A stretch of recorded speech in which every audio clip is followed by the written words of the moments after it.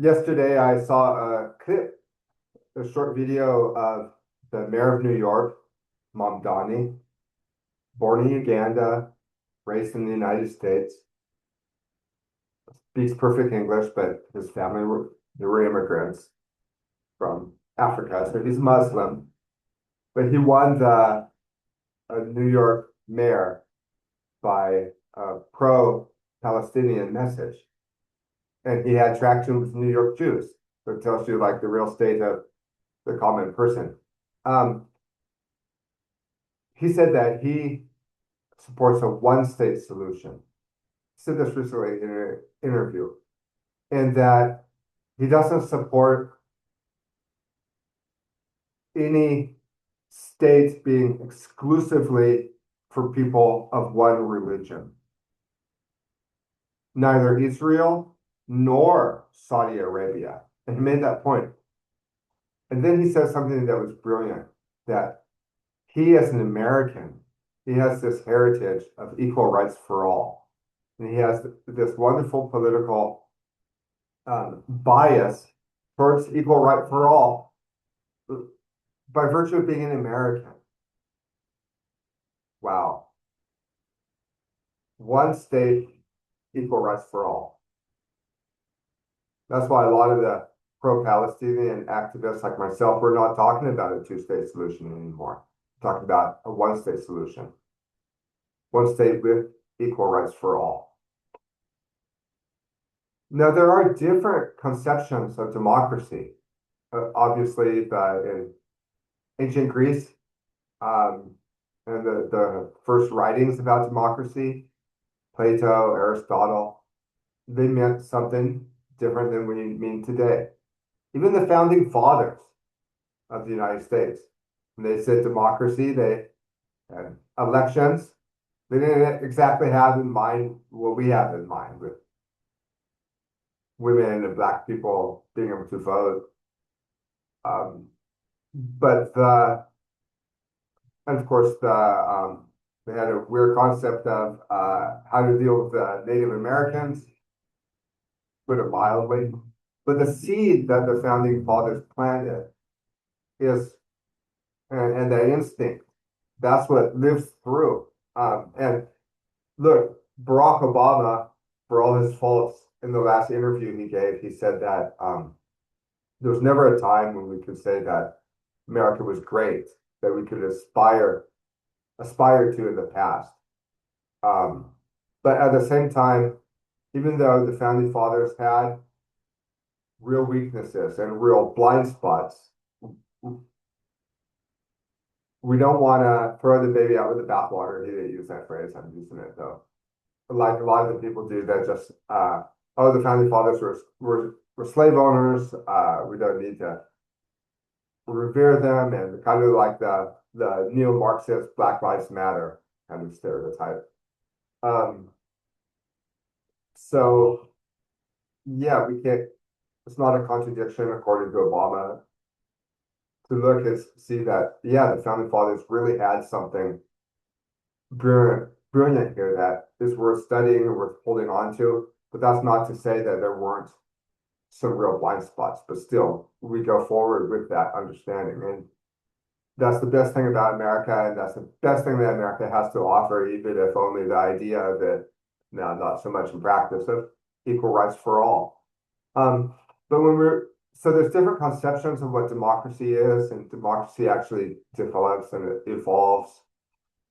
But when it comes to like looking at authoritarian states, maybe, and comparing them to Europe and the United States and Canada, and a lot of people might say that Europe and Canada and the United States are also authoritarian states in their way, but we know how to do better propaganda.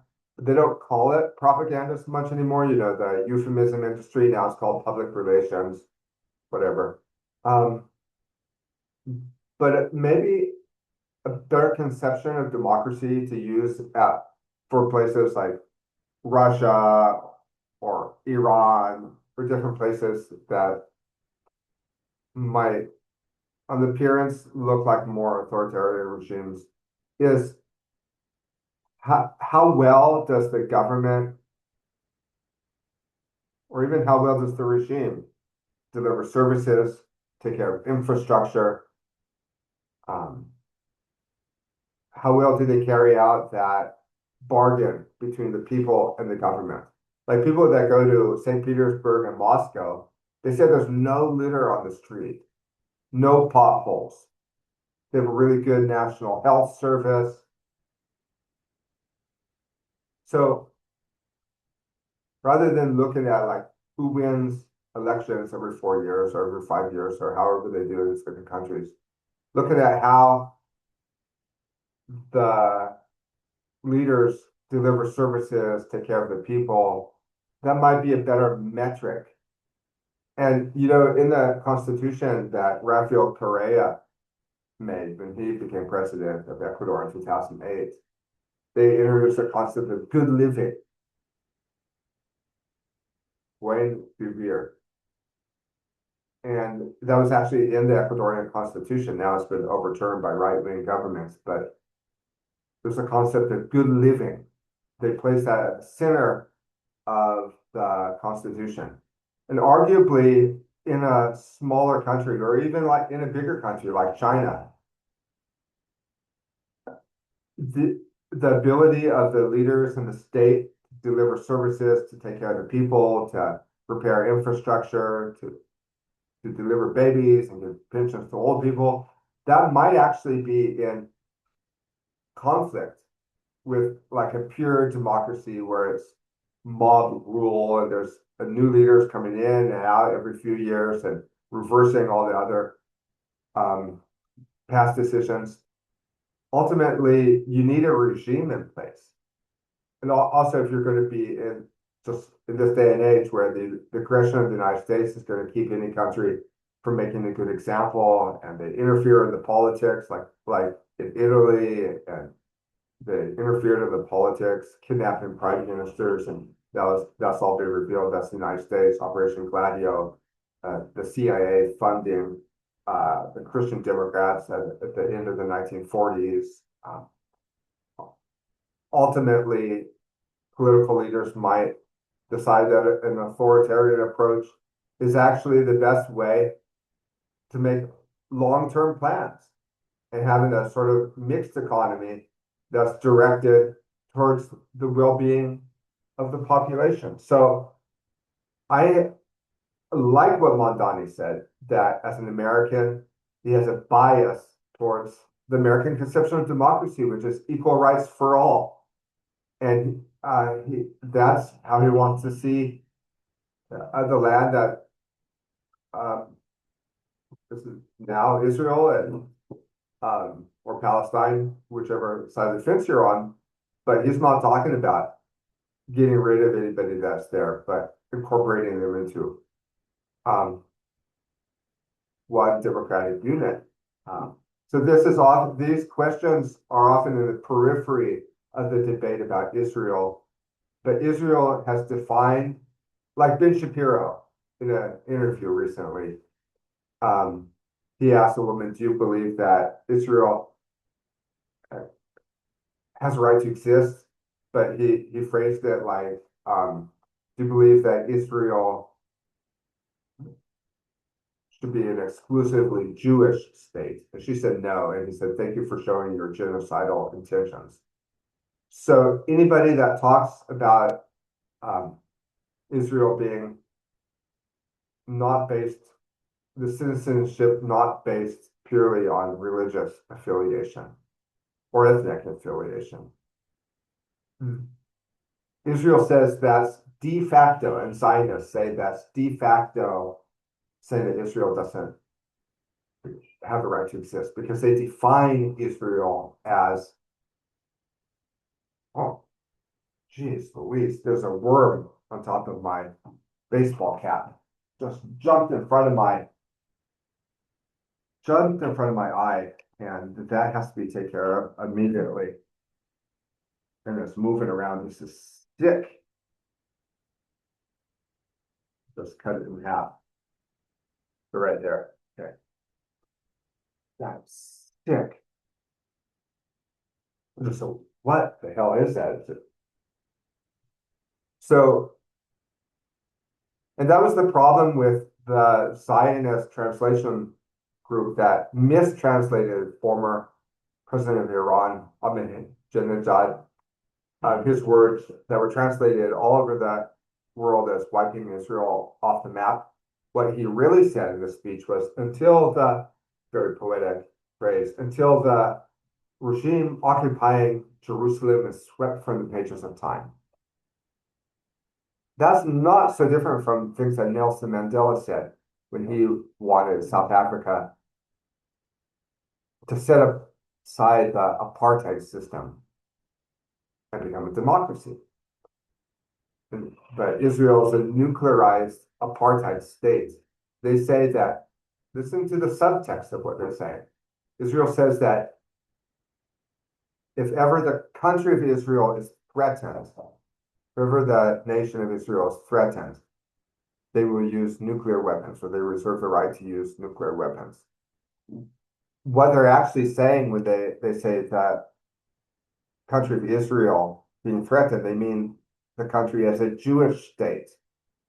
So they're literally blackmailing the world with nuclear weapons, saying that you will never make us democracy.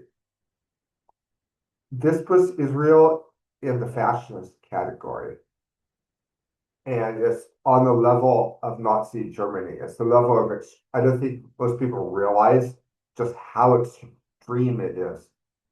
So many Zionists in the media would hear Mamdani's words about one nation with equal rights for all, for what now is Israel.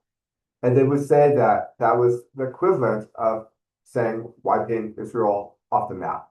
But they would say that's the equivalent of him saying that Israel doesn't have the right to exist. But these kind of concepts are never fleshed out. And in the world where we just live on bytes and short snippets and nothing's thought through, they're implicit ideas, and none of this is ever challenged. And it makes you wonder about the kind of moral integrity and moral fiber of those pundits in the media who defend Israel. And like, how can they do it? But follow the money. So, and I like that approach, although there is a lot that we can criticize about the way that America goes about the world doing things.